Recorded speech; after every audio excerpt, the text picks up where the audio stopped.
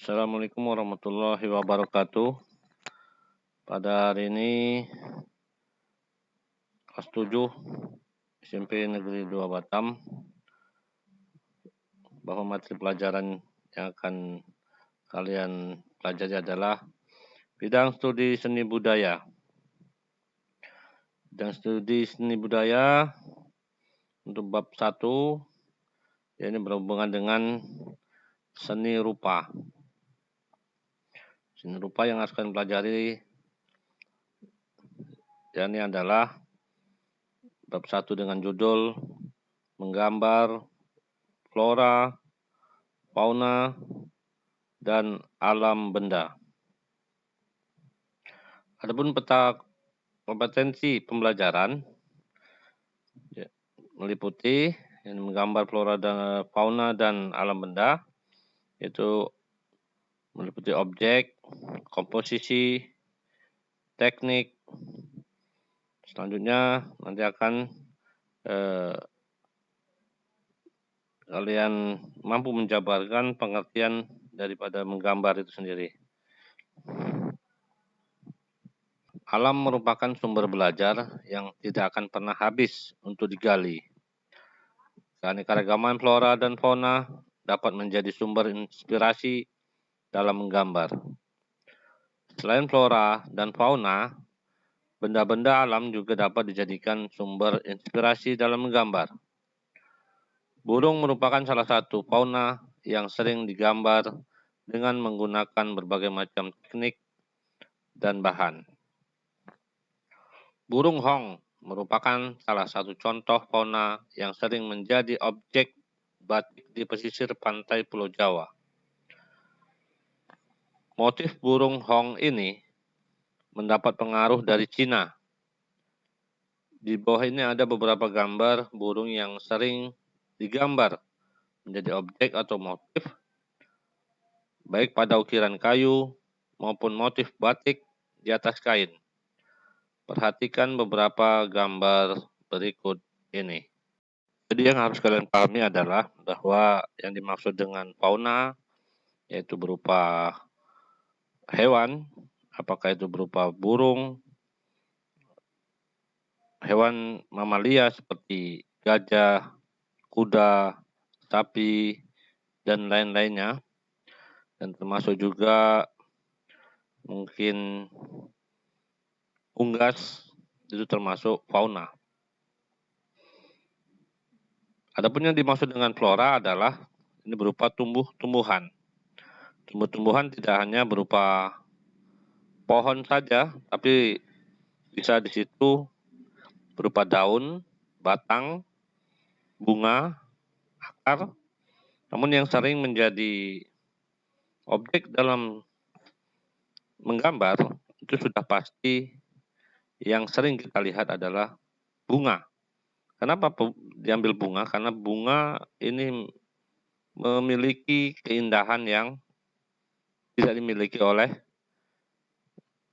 sifat atau yang berada pada tumbuhan itu sendiri. Jadi bunga memang menjadi tumpuan utama bagi orang yang ingin melihat flora. Ya, jadi bunga itu sudah pasti sering menjadi objek dalam setiap orang menggambar. Selanjutnya di sini ada yang pada gambar 5 dan 6. Ini adalah gambar alam benda. Alam benda itu bisa berupa, kalau kita lihat di sini ada gambar 5 dan 6, berupa tempat air, gelas, piring, dan lain-lainnya, termasuk batu, pasir, gunung, itu adalah alam benda. Itu yang perlu kalian pahami, perbedaan antara flora, fauna, dan alam benda. A. Pengertian menggambar.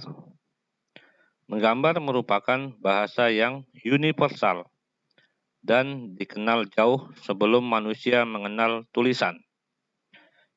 Baik, siswa-siswi, sebelum Bapak lanjutkan, ingin Bapak jelaskan sedikit bahwa yang dimaksud dengan universal adalah Universal ini bisa dipahami oleh berbagai jenis suku. Contoh seperti orang Eropa atau orang Barat, orang Asia seperti kita, orang Cina, orang Melayu, dan lain-lainnya. Terus ada orang Timur Tengah, orang Arab sana, itu yang dimaksud dengan universal. Jadi bisa mereka memahami dengan menggambar, dengan bahasa gambar orang bisa memahami dari apa yang digambar, apa yang terdapat di gambar tersebut. Makna dari gambar yang dibuat tersebut orang bisa memahami. Tidak peduli dia suku apa saja, bangsa apa saja, tapi dia bisa memahami makna apa yang terdapat pada gambar yang dibuat oleh orang tersebut. Artinya, universal ini bisa dinikmati oleh siapa saja. Jadi merupakan bahasa, ya, gambar merupakan bahasa yang universal dan dikenal jauh sebelum manusia mengenal tulisan. Jadi sebelum manusia mengenal tulisan, manusia sudah mengenal gambar dulu. Jadi dengan gambar-gambar orang menulis pesan seperti di batu-batu, di gua-gua, atau di tembok-tembok. Di situ orang bisa memahami, orang bisa tahu siapa yang pernah tinggal atau yang pernah hidup di zaman yang orang yang menggambar tersebut. Selanjutnya, gambar sudah dikenal masyarakat sejak zaman purba. Pada saat itu, gambar sering dihubungkan dengan aktivitas manusia dan roh leluhur yang dianggap memberi keberkahan dan perlindungan bagi manusia purba. Gambar tidak sekadar sebagai alat komunikasi untuk roh leluhur saja, tetapi juga memberikan kekuatan dan motivasi untuk dapat bertahan hidup. Itulah definisi atau pengertian dari gambar itu sendiri. Jadi kalau orang-orang dulu menggambar itu tidak hanya untuk sekedar ingin mengungkapkan apa yang dia senangi saja, tapi dia ingin mengungkapkan peristiwa yang terjadi pada zaman itu, atau berita-berita yang ingin dia sampaikan pada orang-orang yang nanti melihat itu, agar tahu bahwa ada sesuatu yang penting yang terjadi pada zaman mereka waktu itu masih hidup. Jadi ingin memberikan semacam berita kepada atau informasi kepada orang-orang yang nantinya pengen mencari informasi tentang keberadaan orang-orang terdahulu itu. Menggambar tidak hanya melibatkan aktivitas fisik semata, tetapi juga mental. Aktivitas fisik berhubungan dengan keterampilan menggunakan peralatan menggambar, sedangkan mental berhubungan dengan rasa, karsa, dan daya cipta untuk memenuhi kebutuhan hidupnya. Manusia dalam melakukan aktivitas menggambar memerlukan media, alat, serta bahan yang senantiasa berubah sesuai dengan perkembangan zaman. Jika pada zaman purba manusia menggambar dengan menggunakan bahan yang tersedia di alam, maka pada zaman sekarang peralatan menggambar telah diproduksi oleh pabrik sebagai komoditas ekonomi. Manusia melalui menggambar dapat menyampaikan gagasan, ide, serta simbol sebagai salah satu bentuk ekspresi. Jadi, menggambar merupakan salah satu sarana untuk mengekspresikan diri. Jadi yang dimaksud dengan mengekspresikan adalah ingin mengungkapkan, ya, mengungkapkan apa yang ada di dalam diri orang yang menggambar tersebut. Mengekspresikan, ingin mengungkapkan apa yang ada di dalam dirinya itu. B. Objek menggambar.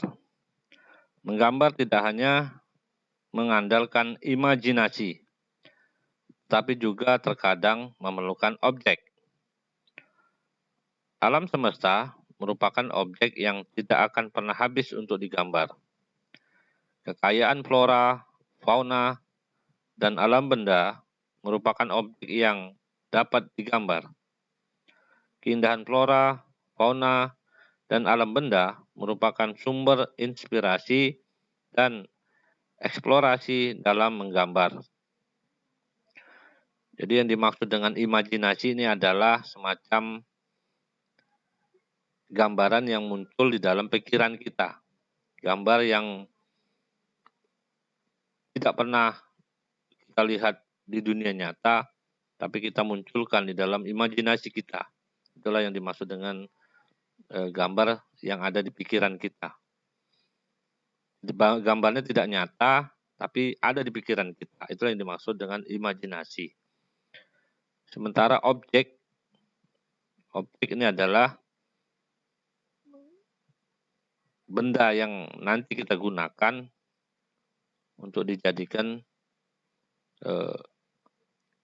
bahan atau untuk kita gambar yang nanti akan kita jadikan pada lukisan kita atau yang akan nantinya menjadi gambar utama yang ada di dalam media yang kita gambar tersebut. Contoh seperti objeknya ada kuda yang sedang berdiri di depan kita. Seekor kuda yang sedang berdiri di depan kita lihat kudanya dari jarak yang tidak begitu jauh, ya, dengan jelas gambar itu atau kuda itu kita lihat dengan jelas. Nah, setelah itu baru kita mulai menggambar di media yang kita miliki seperti kertas ataupun kanvas ataupun kain yang kita gunakan untuk media menggambar tersebut. Nah, yang dimaksud objek dari gambar tersebut tadi adalah seekor kuda atau bunga. Sebelum kita menggambar, ya, rangkaian bunga kita taruh di depan kita, di hadapan kita, baru kita menggambarnya. Nah, maka bunga tersebutlah yang dimaksud dengan objeknya, yang menjadi objek yang kita gambar. E. Komposisi.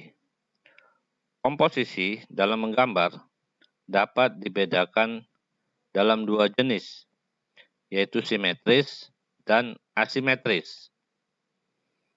Komposisi simetris menunjukkan bahwa objek di bagian kanan bidang gambar atau mirip dengan objek di bagian kiri gambar. Artinya, maksudnya di sini adalah gambar kanan dan kirinya itu mirip atau hampir sama, artinya seimbang. Itu yang dimaksud dengan simetris. Selanjutnya, komposisi asimetris. Komposisi asimetris menunjukkan bahwa objek di bagian kanan bidang gambar tidak sama atau tidak mirip dengan objek di bagian kiri bidang gambar, tetapi terkesan menunjukkan keseimbangan. Benda yang berwarna gelap memiliki kesan lebih berat daripada benda yang berwarna terang. Ini yang dimaksud dengan komposisi. Penguasaan komposisi penting sebelum melakukan aktivitas menggambar. Penguasaan ini akan membimbing dan mengarahkan susunan objek dalam menggambar. Beberapa contoh komposisi dalam gambar dapat dilihat pada gambar di samping. Gambar di samping adalah sebuah gelas dan alas piring. Kita lihat komposisinya antara sisi kanan dan sisi kiri.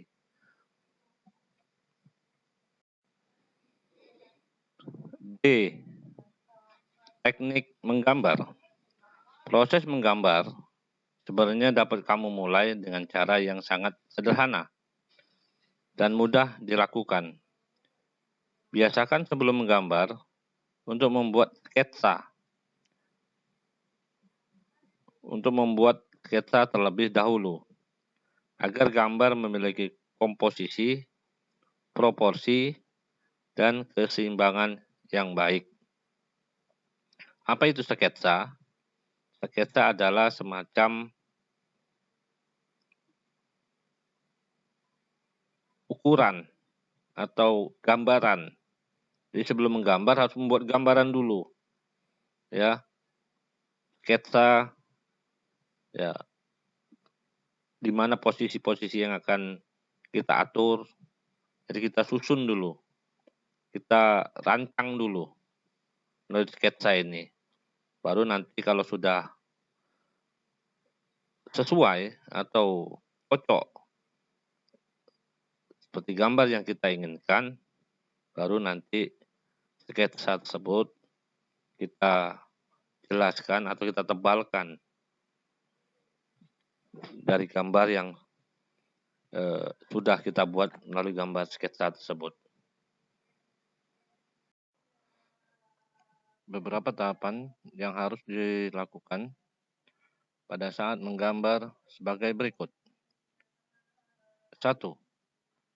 Mengetahui bentuk dasar dari objek yang akan digambar. 2. Mengetahui bagian-bagian dari objek gambar. 3. Menyusun atau menyambung bagian per bagian menjadi gambar yang utuh. 4. Memberi dimensi gelap terang, baik hitam putih atau berwarna. 5. Memberi kesan untuk latar belakang. Pertama kali, menggambar sebaiknya tidak perlu tergesa-gesa. Untuk memiliki kemiripan bentuk sesuai dengan objek yang digambar, kamu harus berlatih dan sabar sampai menguasai bentuk dasar bagian-bagian dari objek yang digambar. Mulailah berlatih dari bentuk flora, fauna, dan benda buatan manusia yang paling sederhana dan bisa digambar. A. Teknik menggambar flora. Menggambar flora atau tumbuh-tumbuhan dapat memberikan pemahaman tentang keanekaragaman, keindahan, dan keunikan objek flora yang ada di lingkungan sekitar. Flora memiliki banyak jenis bentuknya. Bagian-bagian flora dapat digunakan sebagai objek gambar. Misalnya bentuk daun, bunga, dan buah. Bagian-bagian flora ini dapat digambar secara terpisah atau digabung menjadi satu rangkaian. Menggambar bunga Kamboja dan bunga mawar memiliki teknik yang berbeda, walaupun sama-sama jenis bunga. Perbedaan ini disebabkan karakter kelopak bunga yang berbeda. Perhatikan langkah-langkah menggambar bunga Kamboja di bawah ini. Perhatikan di sini ada gambar 1 dan teks 1, gambar 2 dan teks 2, gambar 3, dan teks 3. Gambar 1, gambarlah bentuk lingkaran untuk pola bunga.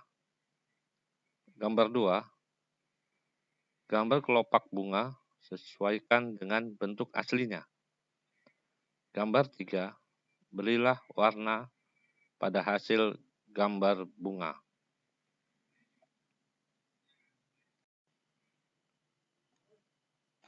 Menggambar bunga mawar. Menggambar bunga mawar lebih sulit dibandingkan dengan menggambar bunga Kamboja. Perhatikan langkah-langkah menggambar bunga mawar di bawah ini. Disesuaikan gambar 1 dengan teks 1, gambar 2 dengan teks 2, gambar 3 dengan teks 3, gambar 4 dan teks 4. Gambar 1, gambarlah objek secara garis besar. 2, gambarlah kelopak dengan cermat sesuai dengan arah melingkar bunga. Gambar 3, tentukan titik pusat bunga dan tempat batang yang bertemu dengan kelopak. Ini akan membantu menemukan posisi pusat bunga. Gambar 4, berilah arsiran atau warna agar lipatan dan tekstur gambar lebih berkesan hidup. Begitulah teknik untuk membuat gambar bunga Kamboja dan bunga ros. Silakan kalian sediakan perlengkapan kalian untuk menggambar atau meniru langkah-langkah yang sudah ada di video ini, yakni dengan membuat gambar bunga Kamboja dan bunga ros seperti langkah-langkah yang sudah ada di teks atau di gambar yang ada di video ini. Untuk selanjutnya, B. Teknik menggambar fauna. Fauna atau hewan memiliki jenis yang berbeda-beda. Ada hewan berkaki 4 seperti sapi dan kambing. Ada hewan berkaki 2 seperti ayam dan bebek. Ada hewan yang hidup di air dan di darat. Ada juga hewan yang bersifat buas dan jinak. Setiap hewan memiliki bentuk badan berbeda-beda. Kamu bisa menggambar hewan mulai dari badannya, lalu kepala, kaki, atau cakarnya. Sketsa berupa bentuk-bentuk geometris akan membantu dan mempermudah dalam menggambar hewan. Perhatikan contoh langkah-langkah menggambar titik berikut. Gambar 1 dengan teks 1, gambar 2 dengan teks 2, gambar 3 dengan teks 3. Gambar 1, buatlah gambar bentuk oval untuk badan. Gambar 2, tambahkan bentuk kerucut untuk leher, kepala, dan ekor. Gambar 3, berilah arsiran atau warna pada gambar titik. C. Teknik menggambar alam benda. Menggambar alam benda disebut juga menggambar bentuk. Alam benda dapat terdiri atas benda buatan manusia dan benda yang sudah terbentuk dari alam.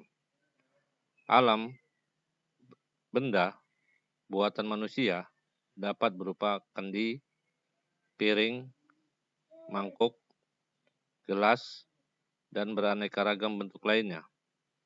Alam benda yang terdapat di alam seperti batu, batang kayu, air, dan awan. Pada saat menggambar bentuk, sebaiknya kamu memperhatikan hal-hal berikut ini. 1. Proporsi bentuk benda yang akan digambar. 2. Komposisi dalam meletakkan benda. 3. Cahaya yang menyinari objek gambar dan akan membentuk bayangan. 4. Menggunakan arsiran atau warna yang akan membentuk kesan bidang 3 dimensi. 5. Penggunaan latar belakang atau background. Perhatikan contoh langkah-langkah menggambar piring dan cangkir berikut. Perhatikan contoh langkah-langkah menggambar piring dan cangkir berikut. Gambar 1, teks 1. Gambar 2, teks 2. Gambar 3, teks 3. Gambar 1, gambarlah bentuk silinder dan oval. Gambar 2, buatlah setiap bagian menjadi bentuk cangkir dan piring. Gambar 3, sempurnakan gambar dengan menggunakan arsiran atau warna. E. Alat dan media gambar. Sebagai sarana belajar menggambar, alat dan media memiliki banyak variasi dan macamnya. Kamu bisa menggunakan pensil dengan bahan grafit, pensil warna, bolpen, dan krayon. Setiap alat dan media tersebut memiliki karakter yang berbeda. Beberapa macam alat dan media gambar sebagai berikut. 1. Pensil.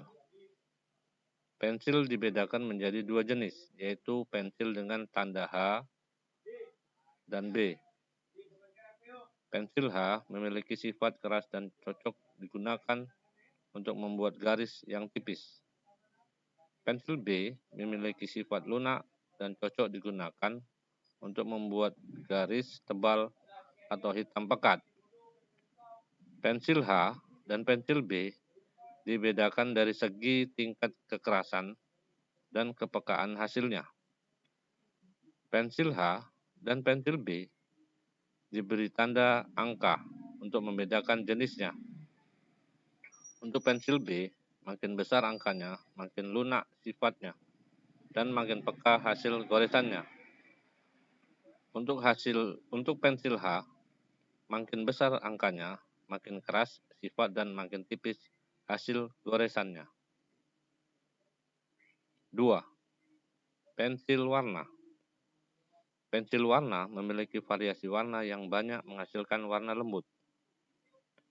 Peserta didik bisa menggunakan pensil warna untuk mewarnai gambar dengan cara gradasi, yaitu memberikan warna dari arah gelap berlanjut ke arah lebih terang atau sebaliknya. 3. Krayon. Bentuk krayon ada 2 jenis, yaitu pensil dan batangan. Kedua jenis bentuk krayon ada yang berbahan lunak dan ada yang berbahan keras. Krayon dengan bahan lunak tidak banyak mengandung minyak, sehingga dapat dibalurkan dengan menggunakan tangan.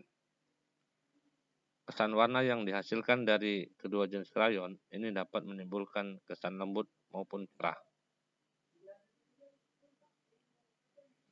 4. Pulpen atau bolpen. Selain digunakan untuk menulis, bolpen juga dapat digunakan untuk menggambar.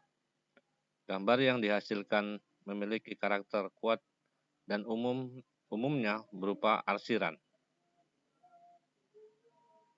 5. Kertas gambar. Menggambar pada dasarnya membutuhkan kertas berwarna netral atau putih, abu-abu, atau coklat, dan dapat menyerap atau mengikat bahan pewarna. Kertas gambar yang dapat digunakan dengan berbagai alat gambar, misalnya kertas pada larang. Pastel khususnya memerlukan kertas dengan permukaan agak kasar, misalnya kertas karton. Setelah membaca konsep tentang gambar flora dan fauna, praktekkan sesuai dengan perintah di bawah ini. Buatlah gambar dengan memilih tema berikut. 1. Flora. 2. Fauna. 3. Alam benda. Buatlah gambar dengan tema sesuai pilihanmu dengan ketentuan sebagai berikut. 1. Kerjakan di kertas gambar A3. 2. Kerjakan berdasarkan pengamatan langsung terhadap objek yang dipilih. 3. Gambar diwarnai dengan pensil warna dan memiliki kesan gelap dan terang. Bagi siswa-siswi yang sulit untuk mendapatkan kertas A3, tinggal kalian untuk lebih mudahnya cari saja buku gambar yang ada dijual di toko-toko buku. Silakan dibuat sesuai dengan pilihan kalian. Namun di sini Bapak anjurkan untuk siswa atau siswi, bagi siswa perempuan, silakan kalian menggambar flora. Namun untuk siswa laki-laki, kalian menggambar fauna. Ini untuk latihan. Kalau merasa juga kesulitan, silakan kalian melihat atau mengikuti konsep yang sudah ada pada langkah-langkah membuat gambar flora dan fauna yang ada di video ini tadi. Silakan kalian ikuti saja gambar yang itu. Tapi kalau kalian mampu untuk membuat gambar yang lain, nah silakan kalian buat gambar flora atau fauna yang kalian mampu untuk membuatnya. Silakan dikerjakan dan harus diwarnai sesuai dengan kesan gelap dan terang, dan buat sebagus mungkin yang kalian anggap kalian mampu untuk membuat gambar yang sebagus-bagusnya. Ingat, harus dibutuhkan kesabaran dalam membuat gambar flora dan fauna agar hasilnya nanti maksimal dan lebih baik. Demikian video ini Bapak akhiri, bila taufiq wal hidayah. Assalamualaikum warahmatullahi wabarakatuh.